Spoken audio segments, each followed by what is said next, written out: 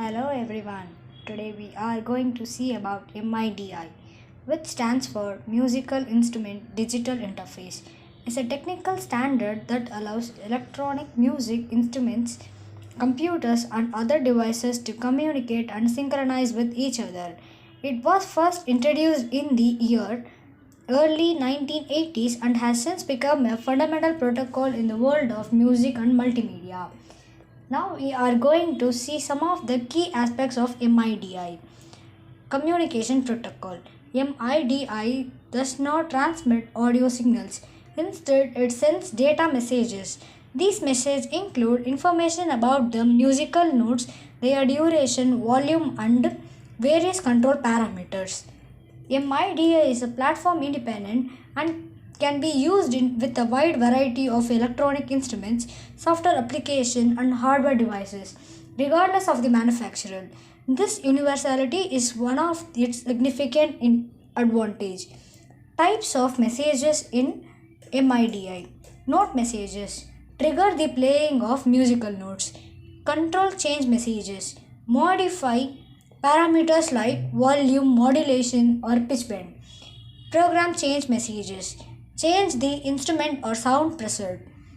System exclusive messages manufacturer specific data for configuring particular data devices. Real time performance. MIDI allows real time performance, making it invaluable for live music concerts and studio recordings. Musicians can control multiple instruments simultaneously using MIDI controller like keyboards, drum pads, and wind controllers. Now we are going to see the MIDI standard. It is a way to connect other devices that make and control sound, such as synthesizers, samplers, and computers, so that they can communicate with each other using MIDI messages.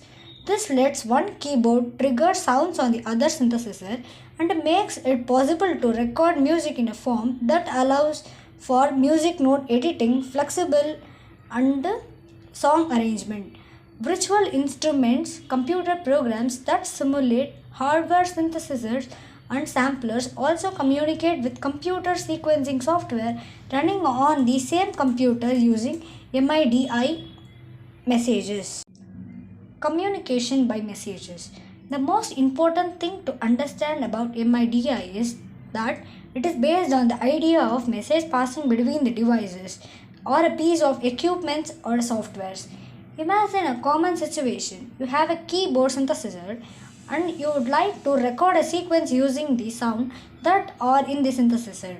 You can connect the computer and synthesizer so that they can communicate using the MIDI protocol and start recording. When you play the notes on the synthesizer, all your physical actions except the dance moves are transmitted as the MIDI messages to the computer sequencing software, which records the messages. MIDI messages are a brief numeric description of an action. Keys you press, knobs you turn, the joystick you wiggle, all these actions are encoded as MIDI messages. You hear the sound you are making, but the sound comes out of the synthesizer directly to your speaker. The computer does not record the sound itself. When you play the recorder, the sequence the computer sends MIDI messages back to the synthesizer, which interrupts them and create audio in response.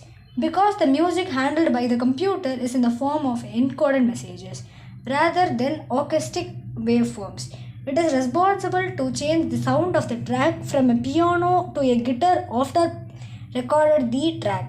That would not be possible if you are recording the sound that the synthesizer makes. MIDI channels. The concept of channel is central to how the most MIDI message works. A channel is an independent path over which messages travel from to their destination. There are 16 channels per MIDI device. A track in your sequencer program plays one instrument over a single channel. The MIDI messages in the track find their way to the instrument over the channel.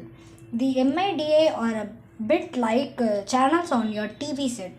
Each channel is independent of the other and some of the models of TV can be even watched simultaneously in separate or different boxes that appear on the screen.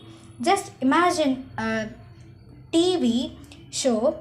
Each channel features a single instrumental part with notes, pitch bend, and other nonsenses acting on it independently of the part of the other channels that are playing at the same time. Hardware setup of MIDI. Present day software is capable of performing the sound making function formerly available only in the external hardware based synthesizer. It is just as likely now to see connected to a computer a keyboard that cannot make a sound at all. Its function is to trigger and control via MIDI messages sounds made by the computer. But the sound making part of the computer software still communicates with the sequencing part using the MIDI protocol. There are still plenty of MIDI setups that work in a traditional way, with the computers just recording and playing MIDI messages and the sounds created by an external synthesizer. They are especially useful in live setups where the reliability and faster response of the hardware synthesizer are distinct advantage. In such systems, you use MIDI cables to connect synthesizer to a MIDI interface, which then connects to the computer with the same sort of USB cable you use to connect a printer. MIDI cables are unidirectional. They transport messages only in one direction. So you need two MIDI cables. USB cable is bidirectional. So you need two cables. The sound made by the synthesizer goes to a mixer which then feeds on amplifier and speaker. MIDI ports on the interface and the synthesizer are labeled in and out.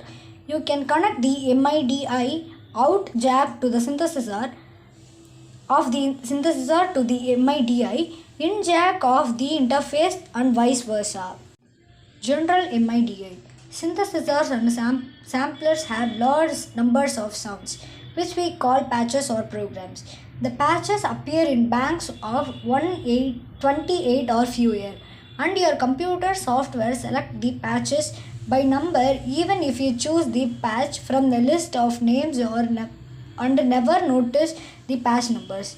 Types of sounds like piano, guitar, violins are assigned to a number in a way that is not compatible different synthesizer. That means that a sequence recorded using one type of synthesizer will not sound remotely the same when played using a different type of synthesizer. To address this problem, the MIDI standard includes the general MIDI or GM specification, which is general MIDI specification. The most important part of this standard assignment of instrument types to patch numbers. For example, in a general MIDI compatible sequence, a violin sound will always be patch number 41. The violin on two different keyboards will not sound exactly the same, but at least they will sound like violins. A similar problem affects a drum kit's patches. The assignment of individual drum sound to a keys on the keyboard is not guaranteed to be compatible between different synthesizers. General MIDI specifies a map of typical drum sounds to keys. It also declares that a channel 10 is a drum channel so that a sequence can depend on finding the drum sounds there. Now we are going to see standard MIDI files. To enhance compatibility between different MIDI sequencing and music notation programs, even those running on different operating systems, the MIDI system defines a specification for the MIDI file. This type of file, usually having a file extension of MID, represents multi-track sequences complete with patch selections, note, pitch bend and other controls. A wide variety of programs can read and write SMF files. This format is especially useful in conjunction with the GM patch set to enhance portability between different systems. MIDI data can be saved as a standard MIDI files, which store musical information like notes, tempo, and instrument settings. These files can be shared and played back on different MIDI compatible devices. MIDI is used in live performance and in computers used in audio workstation, which is also known as DAWs, and software synthesizer. It enables musicians and producers to create, edit, and arrange music electronically. MIDI is versatile and ease of use have made it cornerstone of modern music production and a fundamental tool for creative expression in various multimedia applications. Its ability to facilitate communication between different devices continue to shape way musicians, artists and technologists approach the creation of sound and interactive experiences. That's all. Thank you. Presented by S. Batmapriya, CSEB.